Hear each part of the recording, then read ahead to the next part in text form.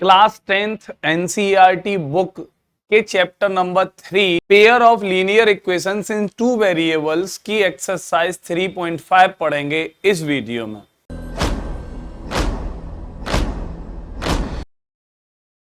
कैसे हो मलूक बच्चों? उम्मीद है कि आप अच्छे ही होंगे और होने भी चाहिए। तो आज की वीडियो में हम जानेंगे कि इक्वेशंस को कैसे क्रॉस मल्टीप्लिकेशन मेथड से सॉल्व करते हैं। आज आपका ठीक होना बेहद जरूरी है और मैं चाहता हूं कि हर रोज भी रहें। तो स्टार्ट करते हैं अपनी वीडियो को पहले क्वेश्चन से, एक्सरसाइज 3.5 के। ठीक है, फर्स्ट क्वेश्चन कहता है भाई which of the following pairs of linear equations has unique solutions, no solution और इन्फिनिटी। ठीक है, many solution. In case there is a unique solution find it by using cross multiplication method. तो देखो, cross multiplication method ये आपको आनी चाहिए। कैसे सॉल्व करते हैं भाई क्रॉस मल्टीप्लिकेशन मेथड से, ये भी बताऊंगा मैं। और यूनिक सॉल्यूशन आपका, मैनी सॉल्यूशन आपके, इन्फिनिटी सॉल्यूशन या आपके भैया नो सॉल्यूशन, ये कंडीशन हम पहले पढ़ चुके हैं। तो अगर आप लोगों ने मेरी पिछली वीडियोस नहीं देखी हैं तो जाइए, लिंक डिस्क्रिप्शन में दे रखा है, वहां से मेरी पिछली वीडियोस पढ़िए। उन पिछली वीडियोस में आपको पता चलेगा कि कब यूनिक सॉल्यूशन होता है, कब मैनी सॉल्यूशन होता है, कब इन्फिनिटी सॉल्यूशन होता है भैया, कब नो सॉल्यूशन होता है। ये सारी कंडीशन आपको समझ में आएंगी। ठीक है, अभी यहां पर हम पहले यही पता करते हैं कि कितने सॉल्यूशन होंगे, है ना। तो यहां पर इसकी फर्स्ट इक्वेशन की a1x plus b1y plus c1 equals to 0 से कंपेयर कर दो भाई। कंपेयर करोगे तो हमें a1 का वैल्यू मिलेगा 1, ठीक है, a2 का वैल्यू हमें मिलेगा 3 माइनस के, सॉरी b1 का वैल्यू हमें मिलेगा 3 माइनस के, और c1 का वैल्यू मिलेगा हमें -3।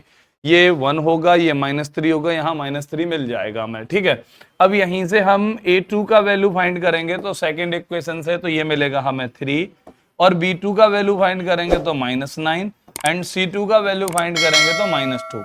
अब ये वैल्यू हमें मिल चुके हैं। अब यहां से a1 अपॉन a2 फाइंड कर लो भाई। तो a1 अपॉन a2 फाइंड करने जाता हूं मैं तो 1/3 आता है। b1 अपॉन b2 फाइंड करना है भाई, तो यहां से b1 अपॉन b2 फाइंड करता हूं तो -3 अपॉन -9, ये भी 1/3 ही आता है। ठीक है, अब यहीं से c1 अपॉन c2 फाइंड करता हूं अगर मैं, तो c1 कितना -3, ठीक है, अपॉन -2, तो ये प्लस के 3/2 होगा। और मुझे क्या नजर आ रहा है, a1 upon a2 equals to b1 upon b2, ठीक है, but not equal to c1 upon c2। अब इस केस में अगर आप देखोगे तो a1 और a2 equal to b1 upon b2 नजर आ रहा है, क्योंकि a1 अपॉन a2 भी 1/3 है, b1 अपॉन b2 भी 1/3 है, लेकिन c1 अपॉन c2 अलग है। a1 upon a2 equals to b1 upon b2 है, बट c1 अपॉन c2 के इक्वल नहीं है। तो इस केस में क्या रहा होगा भाई कि जब ये कंडीशन नजर आती है a1 upon a2 equals to b1 upon b2 but not equal to c1 upon c2, उस केस में जो लाइन होती हैं वो पैरेलल होती हैं। वो कैसी होती हैं? वो पैरेलल होती हैं। और अगर लाइन पैरेलल होती हैं तो उस केस में क्या होता है भैया कि कोई भी लाइन जब एक दूसरे को इंटरसेक्ट नहीं करेगी, पैरेलल होगी, तो उस केस में नो सॉल्यूशन होता है। क्या होता है आपका? नो सॉल्यूशन होता है।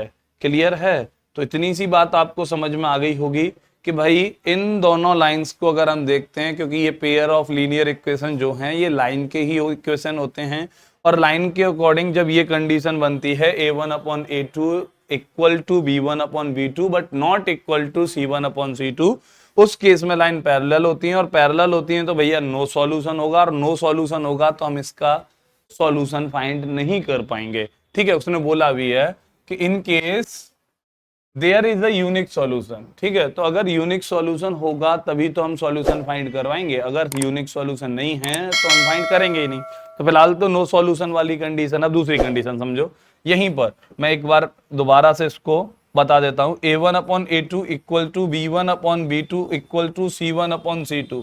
इस केस में लाइन क्या करेंगी? कोइंसिडेंट होंगी। ठीक है, तो कोइंसिडेंट लाइन होंगी, इसका मतलब है लाइन एक दूसरे को ओवरलैप करेंगी। क्या करेंगी? ओवरलैप करेंगी। और अगर लाइन एक दूसरे को ओवरलैप करती हैं उस केस में इन्फिनिटी सॉल्यूशन होते हैं। ठीक है, इन्फिनिटी या मैनी सॉल्यूशन होते हैं आपके, ठीक है, उस केस में मैनी सॉल्यूशन होते हैं। लेकिन जब a1 upon a2 equal not b1 upon b2, अगर ऐसी कंडीशन हो तो उस केस में आपकी लाइन एक दूसरे को इंटरसेक्ट करेंगी और यहां पर यूनिक सॉल्यूशन होगा। कितने सॉल्यूशन होंगे भाई? तो यूनिक सॉल्यूशन होंगे यहां पर। क्लियर है? तो मतलब एक सॉल्यूशन होगा ही होगा। दो तीनों कंडीशन समझ में आ गई।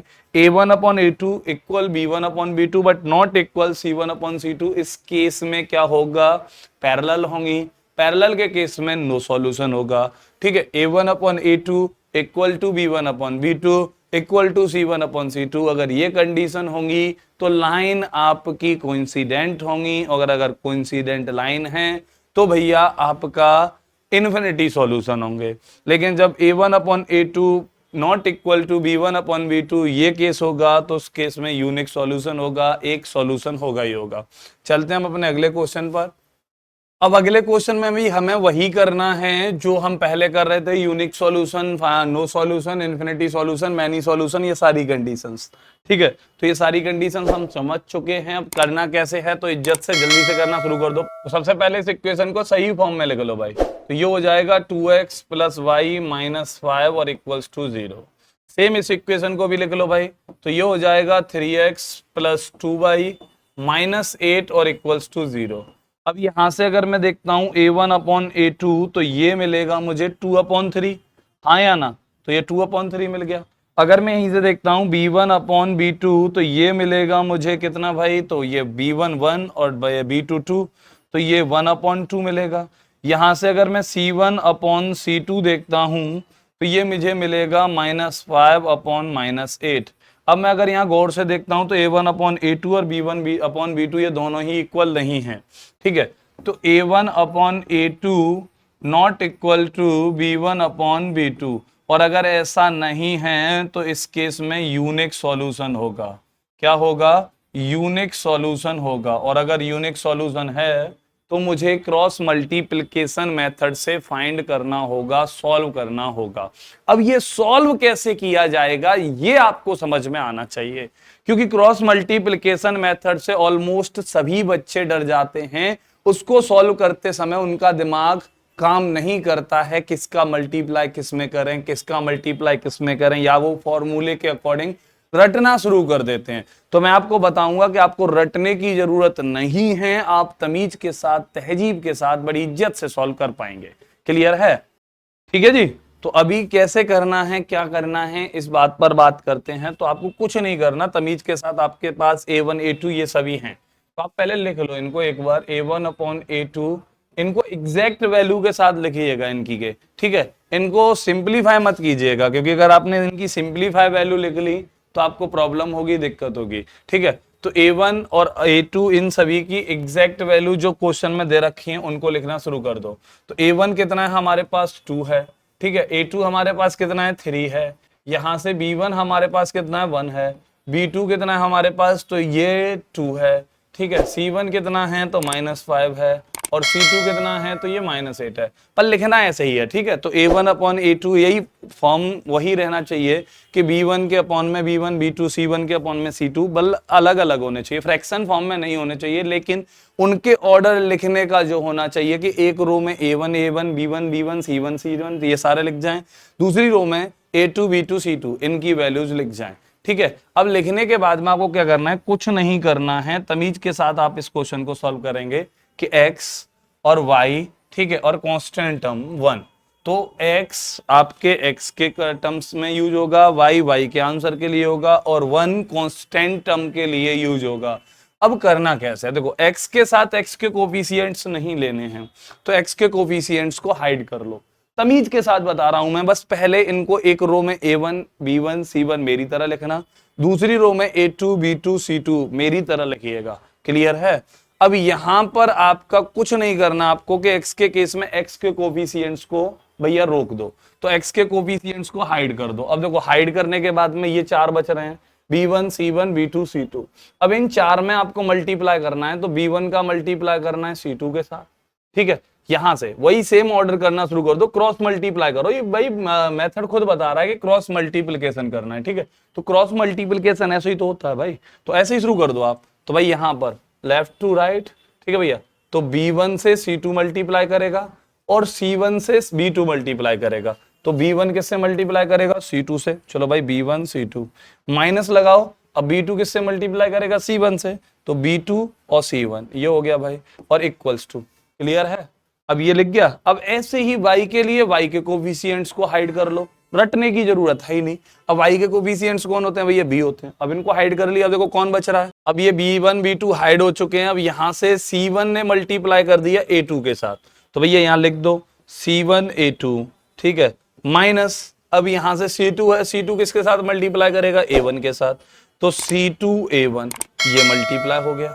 क्लियर है? अब ये मल्टीप्लाई हो गया भैया, तो इक्वल। अब 1 के अपॉन में ढूंढ लो, तो 1 क्या है? कांस्टेंट टर्म है, और कांस्टेंट टर्म है तो कांस्टेंट टर्म्स को आप क्या कर लो? हाइड कर लो। तो अब यहां से कांस्टेंट टर्म हाइड हो चुके हैं, तो a1 मल्टीप्लाई करेगा b2 से और a2 मल्टीप्लाई करेगा b1 से, तो a1 इंटू b2, ठीक है, a1 b2 से मल्टीप्लाई कर गया और a2 b1 से कर जाएगा, माइनस a2 b1 ये हो गया। अब इनकी वैल्यू पुट कर दो बस और सॉल्व कर लो तमीज के साथ। अब देखो उधर x upon b1 c2, b1 कितना भाई? 1 है, और c2 कितना भाई? 8 है, तो 1 इंटू 8 कितना हो जाएगा ये? तो माइनस के 8 हो जाएगा, क्योंकि ये माइनस के है ही ऑलरेडी। ठीक है, अब माइनस लगाओगे आप, ठीक है भाई, b2 c1, b2 कितना है? 2, और c1 कितना है? 5, -5, तो 2 इंटू -5 कितना हो जाएगा? -10 हो जाएगा, और -10 हो जाएगा, लेकिन यहाँ माइनस लगा हुआ है, तो माइनस माइनस क्या हो जाएगा बच्चा? प्लस हो जाएगा, तो -8 + 10 हो जाएगा। क्लियर है? अब यहां से y अपॉन, अब देखो c1 a2, c1 is -5, a2 3 है, तो -5 इंटू 3 -15 हो जाएगा। कितना हो जाएगा? -15 हो जाएगा। अब देखो यहाँ माइनस है ही, अब c2 कितना? -8 है, और किससे मल्टीप्लाई करेगा? a1 से, तो -8 का मल्टीप्लाई 2 में होगा, तो -16 हो जाएगा। -8 इंटू 2 -16 हो जाएगा, माइनस यहाँ लगा हुआ है तो +16 हो जाएगा। क्लियर है? और इक्वल्स टू, अब 1 के अपॉन में भी सेम वैल्यू पुट कर दो भाई, a1 इंटू b2, 2 इंटू 2 4 हो गया भाई, ठीक है, माइनस a2 इंटू b1, तो a2 3 है, b1 1 है, 3 1 जा 3 हो जाएगा। अब सॉल्व कर लो, तो यहां से x अपॉन कितना बचा? 2 बचा, यहां से y अपॉन कितना बचा? 1 बचा, यहां से 1 अपॉन 1 बचा। अभी देखो उधर इसके इक्वल भी ये है और इसके इक्वल भी ये है, तो यहां से इज्जत के साथ लिखिएगा कि x upon 2 equals to 1, 1 upon 1 1 हो जाएगा, तो x इक्वल्स टू 2 हो गया। सेम ऐसे ही y इक्वल्स टू आपका कितना आ जाएगा? 1 आ जाएगा, क्योंकि 1 अपॉन y अपॉन 1 ये y ही रहेगा, तो y इक्वल्स टू 1 हो जाएगा। तो सॉल्यूशन हो गया भाई आपका इस क्वेश्चन के लिए, x इक्वल्स टू 2 और y इक्वल्स टू 1। तो बस आपको थोड़ी सी तकलीफ जो होगी वो कहाँ होगी कि इनको भैया अरेंज करते टाइम, और वो भी तकलीफ होनी नहीं चाहिए, क्योंकि x के लिए x के कोफिशिएंट्स को रोको, क्रॉस मल्टीप्लाई करो, top to bottom minus bottom to top. Clear है? ऐसे ही y के लिए y के कोफिशिएंट्स को रोको, तो भैया top to bottom minus top to bottom या बॉटम टू टॉप। क्लियर है? तो क्रॉस में C1 से A2, A1 से C2, ऐसे ही कांस्टेंट के लिए 1 के अपॉन में इसको रोको, तो भैया top to bottom minus top bottom to top, cross multiply कर दो। क्लियर है? और उसके बाद बस ये लिखने के बाद वैल्यू पुट करनी है, देन कैलकुलेशन है, बेसिक अलजेब्रा है, बेसिक अलजेब्रा है जो आपको आता है, आपने 9th क्लास में इतना बहुत कुछ पढ़ा है। क्लियर है? तो उम्मीद है कि आपको ये क्रॉस मल्टीप्लिकेशन मेथड समझ में आया होगा। उम्मीद है कि आपको ये क्वेश्चन सॉल्व करना समझ में आया होगा। अगर ये सभी क्वेश्चन सॉल्व करना समझ में आए हैं, ये क्रॉस मल्टीप्लिकेशन मेथड समझ में आया है, तो मिलेंगे आपसे हम अपनी अगली वीडियो में और कुछ क्वेश्चंस के साथ। तो अभी तो हमने फर्स्ट क्वेश्चन में भैया 2 क्वेश्चन आपसे इस वीडियो में पढ़े हैं हमने, फर्स्ट का फर्स्ट और सेकंड। ठीक है, अगली वीडियो में हम पढ़ेंगे और बहुत सारे क्वेश्चंस। तब तक के लिए नमस्कार, जय हिंद, जय भारत।